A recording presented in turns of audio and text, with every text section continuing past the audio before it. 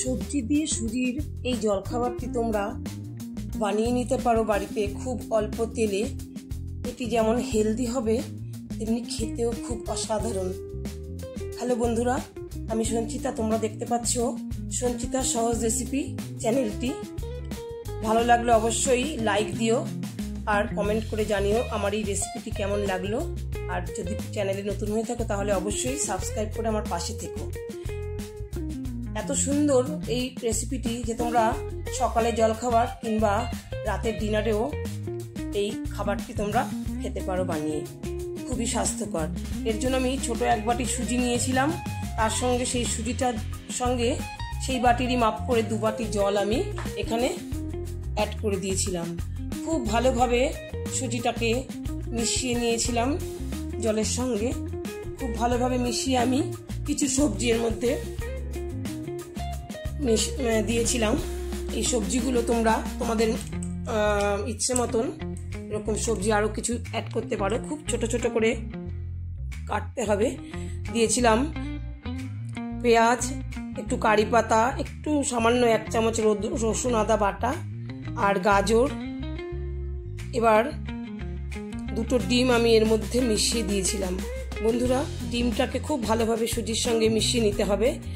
ডিমটা দিলে পরে যেমনি আমাদের হেলদি তো হবেই, তার সঙ্গে ডিমটা দিলে পরে আমাদের প্যান থেকে খুব সহজেই আমরা যাই বানাই না কেন সেটা সহজেই উঠে যায়, খেতে তো সুন্দর হয়ই। এবার আমি একে একে সবজিগুলো, এটা ক্যাপসিকাম দিলাম, গাজর দিলাম আর পেঁয়াজ দিয়েছিলাম, সব সবজিগুলো একসঙ্গে আমি মিক্স করে নিলাম সুজির সঙ্গে। কাঁচা লঙ্কা কুচনো আর একটু আদা রসুন পেস্ট করে আমি এর মধ্যে মিশিয়ে দিয়েছিলাম। আর দিয়েছিলাম একটুখানি কারি পাতা কুচিয়ে।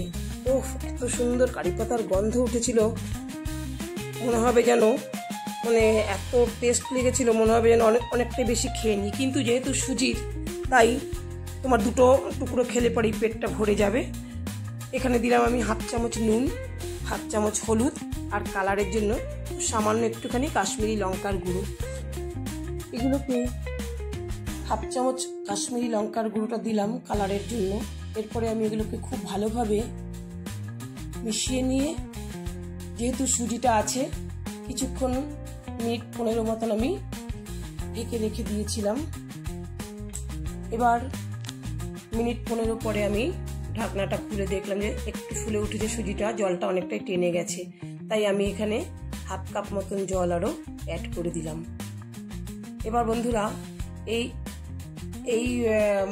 অ্যাড করে দিলাম জলটা। তারপরে আমি 1 চামচ প্যানে তেল দিয়ে এবারে এর মধ্যে আমি এই ব্যাটারটা হাফ করে দুভাগে আমি ভেজে নেব, কারণ অনেকটা পুরোটা একসঙ্গে দিলে ভেতরটা কাঁচা থেকে যেতে পারে।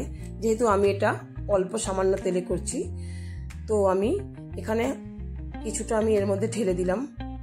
দিয়ে একটু সেট করে নিয়ে তারপরে অবশ্যই উনুনের আঁচটাকে কমিয়ে দিতে হবে। কমিয়ে দিয়ে 5 মিনিট মতন আমি এটা ঢাকা দিয়ে রেখেছিলাম। 5 মিনিট নয়, 2-3 মিনিট ঢাকা দিয়ে রাখলেই মোটামুটি 1 পিঠ হয়ে যাবে। এবার ঢাকা খুলে আমি প্লেটের মধ্যে উল্টে নিয়ে আবার 2 ফোঁটা তেল দিয়ে নিয়ে আবার সামনের পিঠটাকে আমি একটু ভাজা ভাজা করে নেব। এবার সবজিগুলো খুব ভালো করে একটুখানি সেদ্ধ বা ভাজা ভাজা হয়ে যাবে।